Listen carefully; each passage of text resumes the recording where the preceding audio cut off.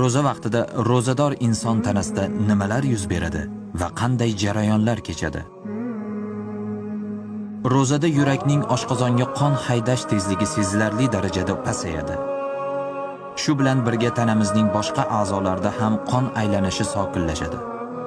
Buning natijasida tanamiz harakati me'yoriy holga kiradi hamda yil davomida yig'ilib qolgan zararli moddalar chiqarib yuboriladi.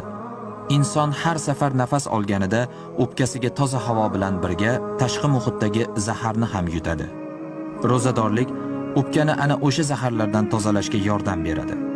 Buni qarangki, oshqozonimiz ham ro'zadorlik vaqtimizda o'zini yangilab, ortiqcha xiltlardan tozalab oladi. Ovqat hazm qilishda katta ahamiyatga ega bo'lgan ichaklarda yig'ilib qolgan cho'kindilar yuvilib ketadi. Jigarimiz esa glikogen moddasini ishlab chiqaradi. Bu modda insonning hayot kechirishi uchun zaruriy omillardan biri hisoblanadi.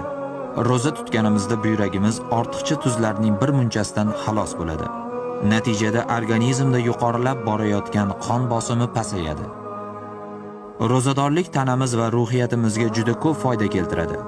Me'yorda ovqatlanib, saharlik va iftorlik vaqtida oshqozonimizni urintirib qo'ymasak, yengil hazm bo'ladigan taomlar bilan oziqlansak, oyning oxiriga kelib salomatligimizda ko'plab ijobiy o'zgarishlar yuz berganini his qilamiz inshaalloh.